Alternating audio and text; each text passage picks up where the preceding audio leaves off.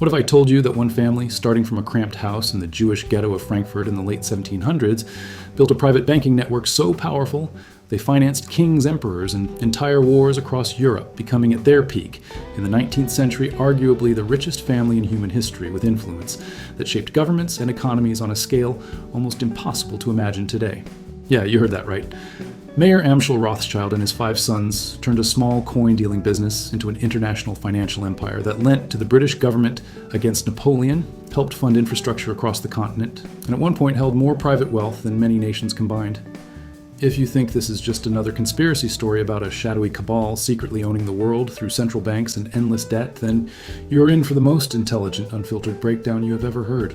Because today we are ripping open the real rise of the Rothschilds, the sarcastic truth about how their extraordinary 19th century power became the perfect fuel for 200 years of myths, and the clear reality check that separates remarkable history from exaggerated clickbait that layers in 19th century antisemitic tropes. Stick with me until the very last word, because the verified story of the 5 arrows, the financing of the Napoleonic Wars, the peak wealth estimates, the decline in the 20th century, and why the modern claim that they still run global finance is a dramatic exaggeration, will leave you equal parts amazed at the real achievement and disgusted at how the myth persists for clicks. If you crave the deep, intelligent truth about how actual power was built and how myths are weaponized, hit that subscribe button right now, turn on notifications, so you never miss these deep dives, and drop a comment below telling me what surprises you most. Do you think their 19th century influence was the peak of private banking power, or has the myth simply outlived the facts? I read every single comment, and we are building this conversation together as a community that demands the real story behind the headlines. Welcome to Money's Hidden Past. Rich people lied, we fact-checked. Let us begin in the Judengasse, the narrow, crowded Jewish ghetto of Frankfurt in the 1760s. Because that is where the entire story starts, with a man named Mayor Amschel Rothschild, born in 1744, the son of a modest coin dealer and court factor to local nobility. Mayer grew up in a restricted world where Jews faced severe legal limits on where they could live, work, and trade, yet he showed an extraordinary talent for money changing and rare coins. By the 1760s, he had built a small but respected business dealing in antique coins and metals, attracting the attention of wealthy clients, including the Landgrave of Hesse Castle, one of the richest princes in the Holy Roman Empire. Mayer became the court factor, handling finances and investments with such skill that he earned the trust of European nobility. The real genius, however, came when he decided not to keep the business in one city. Instead, he sent his 5 sons to establish branches in the major financial centers of Europe. Amschel stayed in Frankfurt. Salomon went to Vienna, Nathan to London, James to Paris, and Karl to Naples. This 5 arrows network, as the family emblem called it, created the first truly international private banking system, with brothers coordinating across borders using coded letters and a private courier service that was faster than any government mail. They specialized in government bonds, sovereign loans, and cross-border arbitrage, moving money and information with unmatched speed and secrecy. By the early 1800s, the Rothschilds were no longer small coin dealers. They were the go-to financiers for royalty and governments across the continent.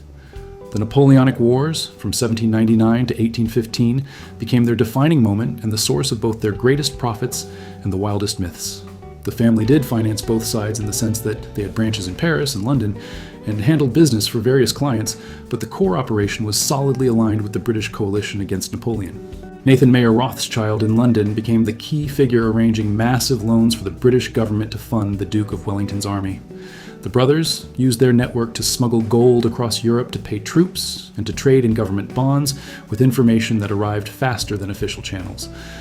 The famous Waterloo story claims Nathan learned of Napoleon's defeat first via carrier pigeon rushed to London and manipulated the bond market by selling first to create panic, then buying back at the bottom to make millions. The verifiable facts are impressive but less cinematic. The Rothschilds did have superior communications. Nathan did profit handsomely from bond trading around the battle, but the tale of deliberately crashing the market to profit is a later exaggeration that became anti-Semitic folklore. What is undeniable is that by financing the winning side and managing the flow of capital during the wars, the family accumulated enormous wealth. By the 1820s and 1830s, the Rothschilds were lending to governments for everything from war reparations to railroad construction. They helped stabilize Austria after the wars, financed the Suez Canal project for Britain, and became the dominant force in European sovereign debt. At their peak in the mid-19th century, the family's combined fortune was the largest private wealth in the world, estimates adjusted for inflation, put it, in the hundreds of billions of today's dollars, making them richer than many royal houses, and certainly the most influential private bankers on the planet. They owned or controlled palaces, art collections, and estates across Europe, and their name became synonymous with financial power. The sarcastic part that conspiracy theorists love to ignore is how ordinary their methods actually were for the time. They succeeded through family loyalty, superior information networks, conservative risk management, and relentless hard work. Mayer's famous advice to his sons was to stay united conduct business in common and never forget their Jewish roots, while integrating with Christian nobility. They did not invent banking or debt, they simply did it better and on a larger international scale than anyone else. By the 1870s, their dominance began to fade as joint stock banks and national central banks rose in power, but for half a century they truly were the bankers to kings, and the family that could move markets with a single telegram. That real extraordinary influence is what makes the story so compelling and what made it the perfect seed for myths that grew far beyond the facts. Here is where the conspiracy gold takes over and turns remarkable history into satisfying fiction. Starting in the 1840s and accelerating through the 19th and 20th centuries, pamphlets, books, and later internet memes began claiming the Rothschilds did not just finance governments. They secretly controlled them, pulling strings behind every war, revolution, and financial crisis to enrich themselves and establish a hidden world order. The tropes are always the same. One family owns, the central banks, owns the Federal Reserve, manipulates wars for profit, and uses debt to enslave nations. These stories often carried strong anti-Semitic undertones, portraying the Jewish family as a cabal of puppet masters, and many traced directly to 19th century forgeries and propaganda, like the infamous Protocols of the Elders of Zion, which borrowed heavily from earlier anti-Rothschild writings. The Waterloo myth was weaponized to claim they profited by betraying nations. Later versions accused them of funding both sides of every conflict, engineering the Federal Reserve in 1913, and even controlling modern institutions like the International Monetary Fund or the Bilderberg Group. In the 21st century, the claims have only grown more elaborate, with some saying the family still holds trillions in hidden wealth or directs global events from the shadows. The energetic irony is that the real Rothschilds of the 19th century were indeed incredibly powerful, but their influence was open, transparent, and based on lending money, not on invisible global domination. They published their deals advised openly and competed with other bankers.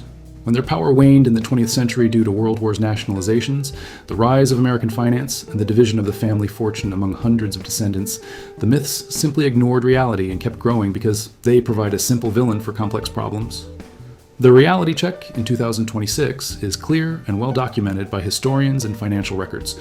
The Rothschild family's peak wealth and influence occurred in the 1800s and early 1900s.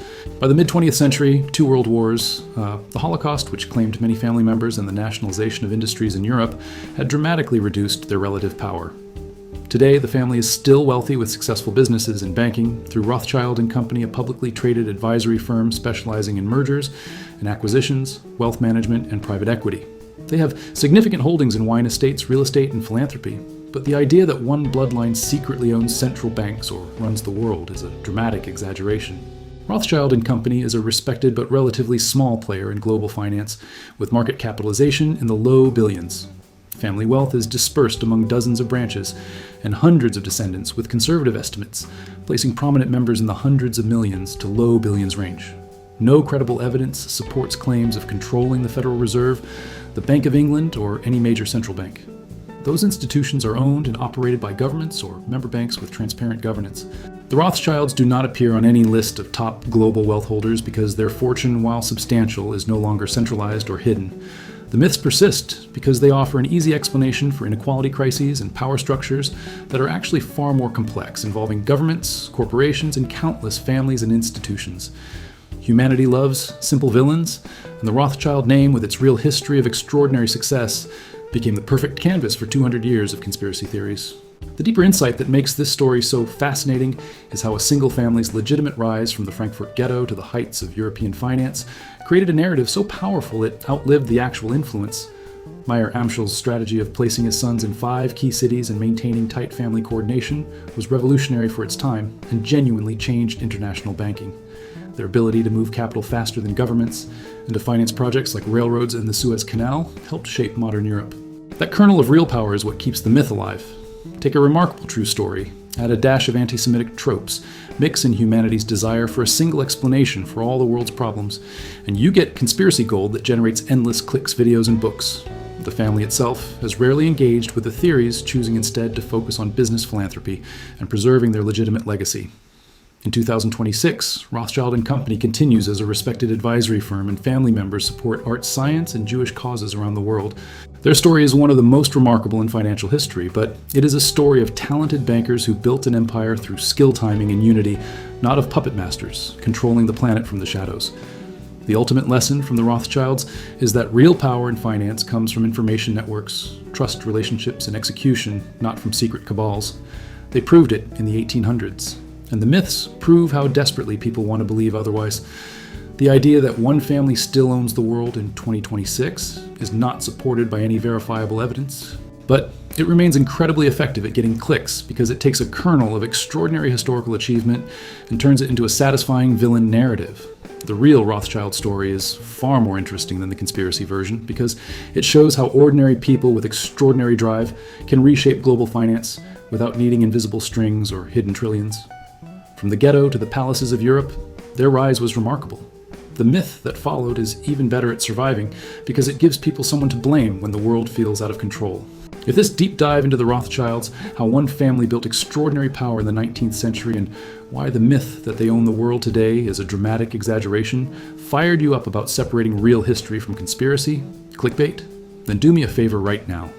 Smash that like button to let the algorithm know this conversation matters. Share this video with every friend and family member who needs to understand how power really worked and how myths are born, and let us keep exposing what they do not want you to see. I will catch you in the next one, where we break down the next hidden chapter in the history of wealth and power. Until then, stay informed, stay skeptical, and remember that the most powerful stories are the ones that take a grain of truth and turn it into an entire empire of fiction.